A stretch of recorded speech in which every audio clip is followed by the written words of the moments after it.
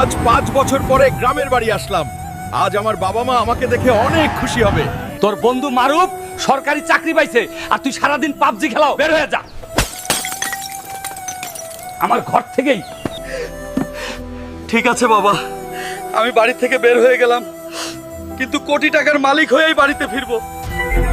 বাবা, তুই ঘর থেকে চলে যাস না। তুই তোর বাবার কথায় কিচ্ছু মনে করিস না। মা, আমি এখনো বেকার, আমি কি করব? আজ গরিব বলে নিজের বাবার, এমনকি কত অচেনা মানুষেরও লাথি খাইছি, কিন্তু এইবার যখন প্রতিজ্ঞা করছি তাহলে একটি বিহিত করে ছাড়বো। এই শালা, তোর সাথে কি আছে সব দে।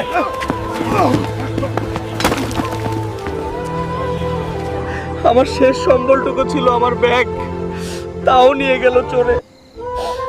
এখন আমি খাবো কি আর কোথায় যাব? ভাইজান, আমার কাছে 1 টাকাও নেই, রাতেও কিছু খাইনি, আমায় দয়া করে কয়টা খাবার দেন ভাই। এই ওয়েটার, এই ভিখারিটারে কয়টা ভাত দে। শালার ছোট লোক কোথা থেকে যে আসে। ভাইয়া, আমাকে একটা চাকরি দেওয়া যাবে? গ্রাম থেকে এইসব নোংরা পোশাকের ছেলেগুলো কেন আসে এখানে? তোর লেখাপড়া কত দূর? ভাইজান, ক্লাস 9 পাস। তুই ভাগ শালার মূর্খ। বাবা মার সাথে রাগ দেখিয়ে শহরে আসলাম। এখন বুঝলাম বাবা মা ছাড়া আর কেউই আপন হয় না কোনোদিনও। বাবা, তুমি কি শহরে নতুন? জি চাচা, আর আমার একটা কাজ চাই। চিন্তা করো না বাবা, ওই যে রাস্তায় ওই পাশে চায়ের দোকানে লোক লাগবে, তুমি করবে? জি চাচা, আমি করব, আজকে থেকেই কাজ করব। আমার একটা কাজ চাই চাচা। তুমি মনে হয় গ্রাম থেকে এসেছো, ঠিক আছে? আজ থেকেই আমার দোকানে তুমি চা পরিবেশন করবে। চাচা, আজ বুঝতে পারলাম সব লোক একই না, আপনার মতোও ভালো লোক আছে। আমি আপনার প্রতি কৃতজ্ঞ থাকবো চাচা। আচ্ছা, উঠো এবার। এই চা লাগবে, চা। ভালো চা লাগলে আমার দোকানের সামনে আসেন। ভালো চা, এই চা, রং চা, দুধ চা। বাহ, তুমি বেশ ভালো চা বিক্রি করো। আমি প্রতিদিন তোমার দোকানের চা খাই, কিন্তু স্বাদ দিন দিন আরো বাড়তেছে। দেখতে দেখতে আজ চা বিক্রি করার 2 বছর হয়ে গেল। যাক, তবুও ভালো আছি।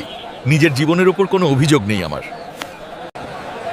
এই নিন স্যার, আপনার চা। আরে এই তো, আমি পারফেক্ট খেলোয়াড় পেয়ে গেছি। ঠিক বুঝতে পারলাম না স্যার। আগামী মাসে বড় একটা বক্সিং খেলা আছে, তুমি জিততে পারলে 1 কোটি টাকা পাবে। সত্যি স্যার? বিশ্বাস করেন স্যার, বাবা মার সাথে অভিমান করে শহরে আসি, বড় ঝামেলা করে।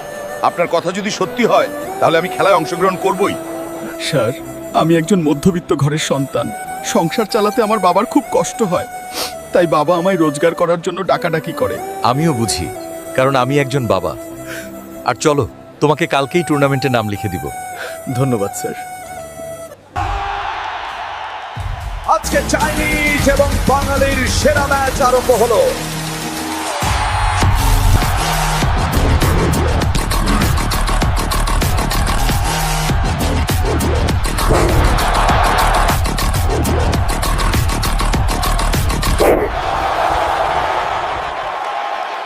আজকের 1 কোটি টাকার বিজয়ী হলো মহানায়ক। ভাই ও বোনেরা, 5 বছর আগে বাবা মায়ের সাথে অভিমান করে শহরে আসি।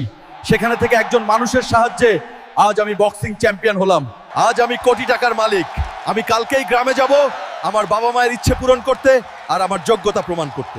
সবাই ভালো থাকবেন। আজ 5 বছর পরে গ্রামের বাড়ি আসলাম। আজ আমার বাবা মা আমাকে দেখে অনেক খুশি হবে, আর বাবাও আমাকে নিয়ে গর্ববোধ করবে। মা, বাবা, কোথায় তোমরা?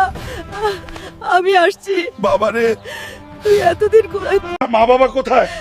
তুই বাড়ি থেকে চলে যাবার পরে তোর চিন্তায় সে ব্রেন স্ট্রোক করে মারা যায়। বাবা, কোথায় তুমি আমাদের রেখে তুমি কেন একা চলে এলে? দেখো বাবা, আমি আজকে সফল, এখন আর বেকার নেই। একজন বাবা তার সন্তানকে কখনো কষ্ট দেয় না, শুধু প্রতিষ্ঠিত করার জন্য হতাশ থাকে। কেননা বাবা একজন ছায়া স্বরূপ, এটা তার কর্তব্য।